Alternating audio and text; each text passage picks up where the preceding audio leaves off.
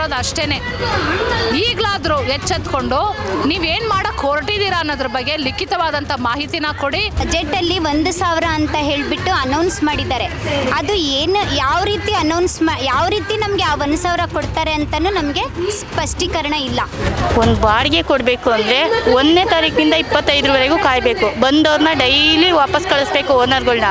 ಎಲ್ಲರೂ ಕರೆಕ್ಟಾಗಿಲ್ಲ, ಆರ್ಥಿಕವಾಗಿ ವ್ಯವಸ್ಥಿತವಾಗಿಲ್ಲ. ಇವತ್ತು ನಾವು ಬೆಂಗಳೂರಿನ ಫ್ರೀಡಂ ಪಾರ್ಕ್ನಲ್ಲಿದ್ದೀವಿ.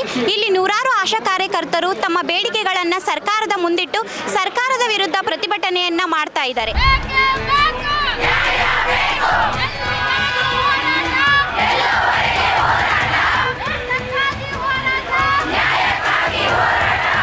ಹಾಗಾದ್ರೆ ಅವರ ಪ್ರಮುಖ ಬೇಡಿಕೆಗಳೇನು ಎಂಬುದನ್ನು ನಾವು ಅವರ ಹತ್ರ ಮಾತಾಡಿ ತಿಳ್ಕೊಳ್ಳೋಣ.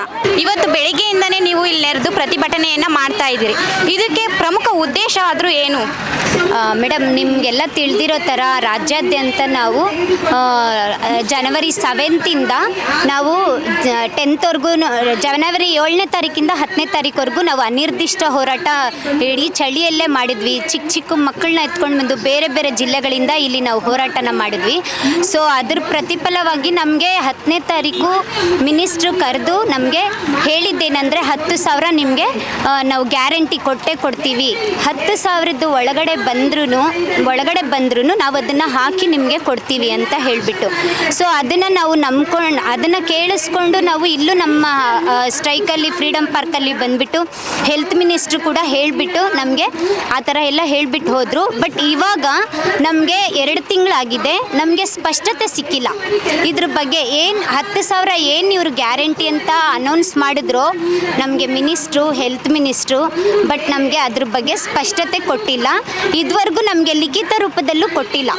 ಸೊ ಇವಾಗ ಬಜೆಟಲ್ಲಿ 1,000 ಅಂತ ಹೇಳಿಬಿಟ್ಟು ಅನೌನ್ಸ್ ಮಾಡಿದ್ದಾರೆ.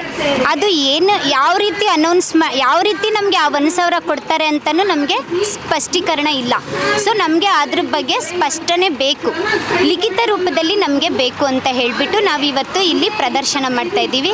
ಬೆಳಗ್ಗೆಯಿಂದ ನಾವಿವತ್ತು ಇಲ್ಲಿ ಪ್ರತಿಭಟನೆ ಮಾಡ್ತಾ ಇದ್ದೀವಿ. ಮುಖ್ಯವಾಗಿ ಅದೇ ಅಲ್ವಾ ಮೇಡಮ್, ನಾವು ಹೋರಾಟ ಮಾಡಿದ್ದೆ ನಮಗೆ ಫಿಕ್ಸ್ ಅಂತ ಬೇಕು ಅಂತ ಹೇಳಿಬಿಟ್ಟು. ಸೊ ಅದೇ ನಮಗೆ ಲಿಖಿತ ರೂಪದಲ್ಲಿ ಇನ್ನೂ ನಮಗೆ ಮುಖ್ಯಮಂತ್ರಿಗಳಾಗಲಿ ಹೆಲ್ತ್ ಮಿನಿಸ್ಟ್ರ್ ಆಗಲಿ ನಮಗೆ ಏನು ಕೊಟ್ಟಿಲ್ಲ ಅಂದರೆ ಅದು ತುಂಬ ಅನ್ಯಾಯ ಆಗ್ತಿದೆ. ಸೊ ಅದಕ್ಕೆ ನಮಗೆ ಇವಾಗ ಲಿಖಿತ ರೂಪದಲ್ಲಿ ಬೇಕೇ ಬೇಕು ಅಂತ ಹೇಳಿಬಿಟ್ಟು ನಾವು ಇದನ್ನು ಪ್ರದರ್ಶನ ಮಾಡ್ತಾ ಇದ್ದೀವಿ ಇವತ್ತು. ಓಕೆ ಮ್ಯಾಮ್, ನೀವು ಪ್ರತಿಭಟನೆಗೂ ಮುಂಚೆ ನೀವು ಸರ್ಕಾರಕ್ಕೆ ಏನಾದರೂ ಮನವಿನ ಸಲ್ಲಿಸಿದ್ರಾ? 2-3 ಸತಿ ನಮ್ಮ AIUTUC ಸಂಘಟನೆ ನಮ್ಮ ಯೂನಿಯನ್ ಕಡೆಯಿಂದ ಹೋಗಿದ್ದಾರೆ. ಬಟ್ ಅವ್ರಿಗೇನು ಪ್ರತಿಕ್ರಿಯೆ ಮಾಡಿಲ್ಲ. ಬಜೆಟ್ಗಿಂತ ಮುಂಚೆ ನಾವು ನಿಮಗೆ ಕರೆದು ಈ ಒಂದು ಏನು ನಾವು ಬಜೆಟ್ ಅನೌನ್ಸ್ ಮಾಡೋಕ್ಕಿಂತ ಮುಂಚೆ ನಿಮಗೆ ಕರೆದು ಒಂದು ಮೀಟಿಂಗ್ ಮಾಡ್ತೀವಿ ಅಂದರು. ಸೊ ಅದ್ರ ಬಗ್ಗೆನೂ ಏನು ಕರೆದಿಲ್ಲ, ಮಾತಾಡಿಲ್ಲ.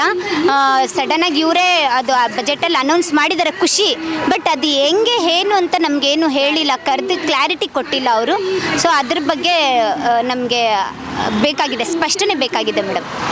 ಇವಾಗ ಈ ಪ್ರತಿಭಟನೆಯನ್ನು ಕೂಡ ಸರ್ಕಾರ ಕಡೆಗಣಿಸಿದ್ರೆ ಏನು ಮಾಡ್ತೀರಾ? ನಿಮ್ಮ ಮುಂದಿನ ಹಂತ ಯಾವುದು? ಇದನ್ನು ಅವರು ಕಡೆಗಣಿಸಿದ್ರೆ ನಾವು ಇವತ್ತು ಇದು ಮಾಡ್ತಾ ಇರೋದೇ ನಮ್ಮ ಮುಖ್ಯಮಂತ್ರಿಗಳವರೆಗೂ ಇದು ಹೋಗಬೇಕು, ಈ ಪ್ರಚಾರ ಹೋಗಲೇಬೇಕು ಅಂತ ಹೇಳಿಬಿಟ್ಟು. ಸೊ ಅವರು ಏನಾದರೂ ಇದು ಖಂಡಿಸಿದರೆ ನಾವು ಮುಂದಿನ ಹೋರಾಟ ನಮ್ಮದು ಇದ್ದೇ ಇರುತ್ತೆ. ಎಲ್ಲ ಜಿಲ್ಲೆಗಳಿಂದ ಬಂದು ನಮ್ಮ ಆಶಾ ಯಾವುದಕ್ಕೂ ಹೆದರಲ್ಲ, ಪ್ರತಿಭಟನೆ ಅಂತೂ ಮಾಡೇ ಮಾಡ್ತೀವಿ. ಮಳೆ ಇರಲಿ, ಚಳಿ ಇರಲಿ, ಬಿಸಿಲಿರಲಿ ಮಾಡೇ ಮಾಡ್ತೀವಿ. ಪ್ರತಿಭಟನೆ ಅಂತೂ ಮಾಡೋದಂತೂ ಗ್ಯಾರಂಟಿ. ಇವತ್ತು ಒಂದು ಸಾಂಕೇತಿಕವಾದ ಪ್ರತಿಭಟನೆ ನಾವು ಹಾಕ್ಕೊಂಡಿದ್ದೀವಿ. ಉದ್ದೇಶ ಇಷ್ಟೇನೆ.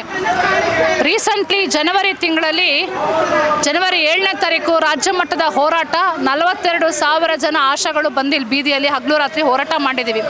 ಆ ಹೋರಾಟದಲ್ಲಿ ನಮ್ಮ ಪ್ರಮುಖವಾದಂಥ ಬೇಡಿಕೆ ಇದ್ದಿದ್ದು 15,000 ಕೊಡಬೇಕು, ಹಾಗೆಯೇ ರಜೆ ಘೋಷಣೆ ಮಾಡಬೇಕು, ಹಾಗೆಯೇ ಕಾಯಿಲೆ ಬಂದಾಗ ರಜೆ ಸಹಿತ ಪೇಡ್ ಲೀವ್ನ ಕೊಡಬೇಕು ಅನ್ನೋದು ಈ ಥರ ಬೇಡಿಕೆಗಳನ್ನ ಇಟ್ಕೊಂಡಿದ್ವಿ. ಸೊ ಸರ್ಕಾರ, ಮುಖ್ಯಮಂತ್ರಿಗಳು ಎಲ್ಲ ಅಧಿಕಾರಿಗಳ ಜೊತೆಗೆ ಮಾತುಕತೆ ಮಾಡಿ ಕೊನೆಗೆ ಇಲ್ಲಿ ಬಂದು ಅನೌನ್ಸ್ ಮಾಡಿದ್ದು 10,000 ನಾವು ಕ್ರೋಢೀಕರಿಸಿ ಕೊಡ್ತೀವಿ. ರಾಜ್ಯದ್ದು ಮತ್ತು ಸೆಂಟ್ರಲ್ದು ಎರಡೂ ನಾವು ಕ್ರೋಢೀಕರಿಸಿ ಕೊಡ್ತೀವಿ. ಒಂದು ಪೋರ್ಷನ್ನು ಕೇಂದ್ರದ್ದು ಸೇರಿಸಿ 10,000 ಕೊಡ್ತೀವಿ. ಹಾಗೆಯೇ ಈ 10,000ಕ್ಕೆ ಏನು ಕೊರತೆ ಬರುತ್ತೋ ಇದನ್ನು ನಾವು ತುಂಬ್ತೀವಿ ಎಲ್ಲ ಆಶಾಗಳಿಗೆ ಅಂತ ಹೇಳಿದರು. ಹಾಗೆಯೇ 10,000 ಮೇಲ್ಪಟ್ಟು ಯಾರು ಆಶಾಗಳು ದುಡಿತಾ ಕೇಳ್ತಾ ಇದ್ದಾರೆ, ಅವ್ರಿಗೂ ಕೂಡ ನಾವು ಅಮೌಂಟನ್ನ ಕೊಡ್ತೀವಿ ಅನ್ನೋದನ್ನು ಹೇಳಿದರು.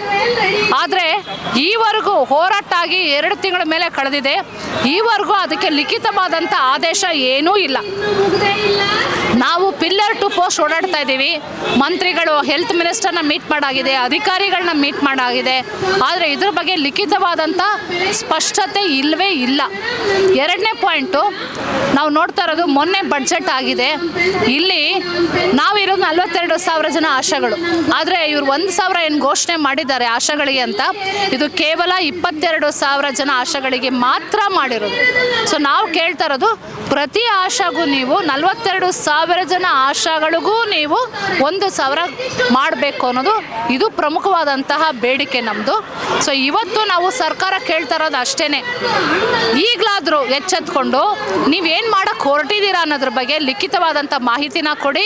ಹಾಗೆಯೇ ಪ್ರತಿ 42,000 ಜನ ಆಶಾಗಳಿಗೆ ಅಂಗನವಾಡಿ ಬಿಸಿ ಊಟಕ್ಕೆಲ್ಲ ಏನು ಘೋಷಣೆ ಮಾಡಿದರೆ ಅದೇ ರೀತಿ ಆಶಾಗಳಿಗೂ ನೀವು ಕೊಡಿ ಅನ್ನೋದು ನಮ್ಮ ಆಗ್ರಹ ಇವತ್ತು.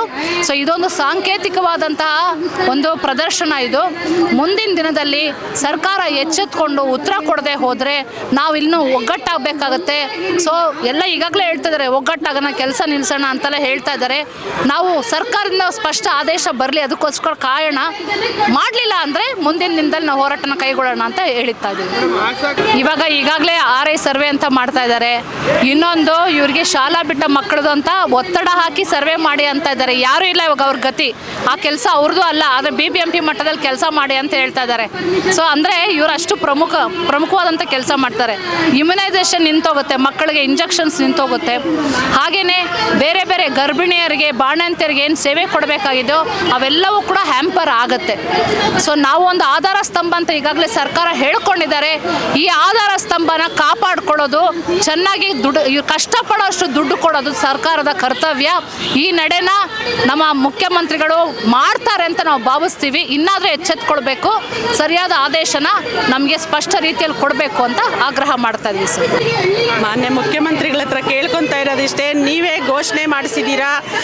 ಇದು ನಾಗಲಕ್ಷ್ಮಿ ಚೌಧರಿ ಅವರು ಬಂದಿದ್ದಾರೆ, ಅವರು ಘೋಷಣೆ ಮಾಡಿದ್ದಾರೆ, ನಮ್ಮ ಅಧಿಕಾರಿಗಳು ಬಂದು ಘೋಷಣೆ ಮಾಡಿದ್ದಾರೆ. ನೀವು ಘೋಷಣೆ ಮಾಡಿರೋ ಮಾತನ್ನು ಉಳಿಸ್ಕೊಳ್ಳಿ, ನಮ್ಮನ್ನು ಜೀತದಾಳುಗಳಾಗಿ ಮಾಡ್ಕೋಬೇಡಿ. ನಮಗೂ ಒಂದು ಜೀವನ ಅಂತಿದೆ.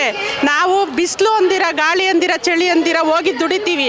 ಅದು ದುಡಿಬೇಕು ತಕ್ಕನಂಗೆ ನಮಗೆ ಫಲ ಕೊಡಿ ಅಂತ ಕೇಳ್ತಾ ಇದ್ದೀವಿ ಅಷ್ಟೇ. ನಿಮ್ಮನ್ನೇನು ಹೆಚ್ಚಾಗಿ ಕೊಡಿ ಅಂತ ನಾವು ಕೇಳ್ತಾ ಇಲ್ಲ. ಕನಿಷ್ಠ ವೇತನ ಇವಾಗ ಎಷ್ಟಿದೆ ಅಂತ ಇಡೀ ರಾಜ್ಯಕ್ಕೆ ಗೊತ್ತು. ಆ ಕನಿಷ್ಠ ವೇತನನೂ ಕೊಡ್ತಾ ಇಲ್ಲ. ನೀವು ಘೋಷಣೆ ಮಾಡಿರೋದನ್ನೇ ಕೊಡಿ ಅಂತ ನಿಮ್ಮ ಹತ್ರ ಕೇಳ್ಕೊತಾ ಇರೋದು.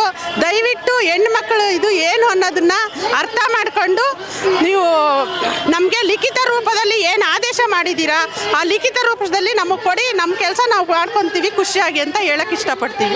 ಹೆಲ್ತ್ ಡಿಪಾರ್ಟ್ಮೆಂಟ್ಗೆ, ಸಮಾಜಕ್ಕೆ ಒಂದು ಲಿಂಕ್ ಅಲ್ವಾ.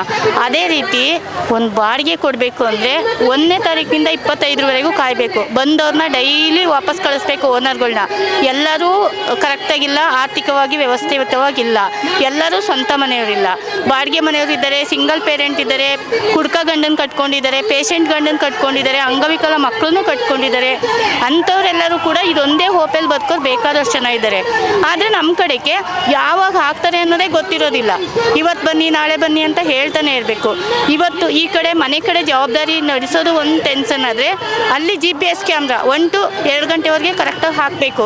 GPS ಕ್ಯಾಮ್ರಾನೂ ಹಾಕಬೇಕು. ಆಮೇಲೆ ಕರೆಕ್ಟಾಗಿ ANC PNCಗಳನ್ನ 9ನೇ ತಾರೀಕು 24ನೇ ತಾರೀಕು ಗರ್ಭಿಣಿಯರು ಅಂದರೆ HRA-PNC ಅಂತ ಗರ್ಭಿಣಿಯರು ಇರ್ತಾರೆ, ಅಂದರೆ ಹೈ ರಿಕ್ಸ್ ಅವ್ರನ್ನ ಕರ್ಕೊಂಡೋಗಿ ಕರೆಕ್ಟಾಗಿ ಹಾಸ್ಪಿಟ್ಲಲ್ಲಿ ದಾಖಲೆ ಮಾಡಲೇಬೇಕು. ಬ್ಲಡ್ ಚೆಕಪ್ ಕರೆಕ್ಟಾಗಿ ಮಾಡಿಸ್ಬೇಕು. ಅವರೇನು ನಮ್ಮ ಹಾಸ್ಪಿಟ್ಲಿಗೆ ಬರಬೇಕು ಅಂತ ಇಲ್ಲ, ಬೇರೆ ಕಡೆ ಹೋಗ್ತಾರೆ. ಅವರು ನಮ್ಗೆ ಕರೆಕ್ಟ್ ಮಾಹಿತಿನೂ ಕೊಡೋದಿಲ್ಲ. ತಾಯಿ ಕಾರ್ಡ್ ತೊಗೋತಾರೆ, ಎಲ್ಲೋ ಹೋಗ್ತಾರೆ. ಆಮೇಲೆ 16 ವರ್ಷ 17 ವರ್ಷಕ್ಕೆ ಹೊರಗಡೆಯಿಂದ ಮದುವೆಯಾಗಿ ಬರ್ತಾರೆ. ಇಲ್ಲಿ ತಾಯಿ ಕಾರ್ಡ್ 5 ತಿಂಗಳು 6 ತಿಂಗಳಾಗಿದ್ರು ತಾಯಿ ಕಾರ್ಡ್ ತೊಗೊಂಡಿರೋದಿಲ್ಲ. ನಮ್ಮ ಏರಿಯಾಗೆ ಬರ್ತಾರೆ, ಅವ್ರೇನಾಗುತ್ತೆ ಜಾಸ್ತಿ ಇದಾಗಿರುತ್ತೆ. ಈಗ ನಮ್ಮ ಏರಿಯಾಗೆ ಬಂದಾಗ ನಾವೇ ಜವಾಬ್ದಾರಿ. ಬೈ ಚಾನ್ಸ್ ಒಂದು ವೇಳೆ ಅವ್ರಿಗೆ ಏನಾದ್ರು ಹೆಚ್ಚು ಕಡಿಮೆ ಆದರೆ ನಾವು ನಮ್ಮ ಏರಿಯಾ ಸಿಸ್ಟರ್ಗಳು ತಲೆ ಕೆಡಿಸ್ಕೊಳ್ಬೇಕು. ಅದಕ್ಕೆ ಹೈ ಪ್ರೆಷರ್ ಹಾಕ್ತಾರೆ. DC ಕಡೆಯವರೆಗೂ ಹೋಗಿ ನಾವು ಆನ್ಸರ್ ಮಾಡಬೇಕು. ಓಕೆ, ಎಲ್ಲನೂ ಮಾಡೋದ, ಆದರೆ ನಮಗೆ ಕೊಡೋ ಸಂಬಳದಲ್ಲಿ ಕೂಲಿ ಥರ ಕೊಡ್ತಾ ಇದ್ದಾರೆ. ಈ ಕಡೆ ಕಾರ್ಮಿಕರಿದ್ದಾರಲ್ಲ, ಕಸ ಗುಡಿಸೋ ಕೂಲಿ ಕಾರ್ಮಿಕರು, ಅವ್ರಿಗಿಂತ 7 ಕಡೆ ನಮ್ಮ ಜೀವನ. ನಮಗೆ ಕೇಳೋಕ್ಕೆ ಯಾವ ಹಕ್ಕು ಇಲ್ಲ. ಈ ಕಡೆ ಒಳ್ಳೆ ವರ್ಕರ್ ಓನರ್ಸು ಅಲ್ಲ, ಪ್ರೈವೇಟ್ ಅವರು ಅಲ್ಲ, ಗೌರ್ಮೆಂಟ್ ಅವರು ಅಲ್ಲ, ಒಂಥರ ಅಲೆಮಾರಿಗಳ ಜೀವನ ಥರ ನಮ್ಮ ವರ್ಕು. ಅಂತಾರಲ್ಲ ಅದನ್ನು ಅಲ್ಪ ಸ್ವಲ್ಪ ಕೊಡೋದನ್ನಾದರೂ ಟೈಮು ಕರೆಕ್ಟಾಗಿ ಕೊಟ್ಟರೆ ಹೇಗೋ ಮನೆ ನಿಭಾಯಿಸ್ಕೊಂಡು ಜೀವನ ನೆಮ್ಮದಿಯಾಗಿ ಮಾಡ್ಬೋದು. ತುಂಬ ಸಮಸ್ಯೆಯಾಗಿದೆ. ನಾವು ಮಾಡೋದು ಏನು ಕೆಲಸ ಬೇಕಾದ್ರೂ ಕೊಟ್ಟು ಮಾಡ್ತೀವಿ, ಮಾಡಿಲ್ಲ ಅಂದರೆ ಅವ್ರು ಬಿಡೋದು ಇಲ್ಲ, ಮಾಡಿಸ್ತಾರೆ. ಆದರೆ ನಮ್ಮನ್ನು ಒಂದು ಇವರು ಮನುಷ್ಯರು, ಅವ್ರಿಗೂ ಮಾನವೀಯತೆ ಇದೆ, ಸ್ವಾಭಿಮಾನ ಇದೆ, ಜೀವನ ಇದೆ, ಬಟ್ಟೆ ಇದೆ ಅಂತ ಅರ್ಥ ಮಾಡಿಕೊಂಡು ನಮಗೆ ಕೊಡೋದ ಏನು ಕೊಡಬೇಕು ಅಂತ ಅವ್ರು ಮಾತು ಕೊಟ್ಟಿದ್ದಾರೆ ಸರ್ಕಾರದವರು, ಅದು ಕೊಟ್ಟು ಉಳಿಸ್ಕೊಳ್ಳಿ ಮೇಡಮ್. ಆಶಾ ಕಾರ್ಯಕರ್ತರೆಲ್ಲ ಹೇಳ್ತಾ ಇರೋದೇನೆಂದರೆ ಅವರ ಪ್ರಮುಖವಾದಂತಹ 2 ಬೇಡಿಕೆಗಳಾದಂತಹ 10,000 ರೂಪಾಯಿ ಸರ್ಕಾರದಿಂದ ಮಾಸಿಕವಾಗಿ ನೀಡೋದನ್ನು ಅಧಿಕೃತವಾಗಿ ನೀಡಬೇಕು, ಹಾಗೆ 1,000 ರೂಪಾಯಿ ಮಾಸಿಕವಾಗಿ ಅವರಿಗೆ ನೀಡ್ತೀವಿ ಅನ್ನೋದನ್ನು ಈಗಾಗಲೇ ಬಜೆಟಲ್ಲಿ ಹೇಳಿದರೂ ಸಹ ಅವರು ಲಿಖಿತ ರೂಪದಲ್ಲಿ ಅದನ್ನು ನಿರೀಕ್ಷಣೆ ಮಾಡ್ತಾ ಇದ್ದಾರೆ. ಇದಕ್ಕೆ ಸರ್ಕಾರ ಏನು ಹೇಳುತ್ತೆ ಎಂಬುದನ್ನು ನಾವು ಕಾದು ನೋಡಬೇಕಾಗುತ್ತೆ.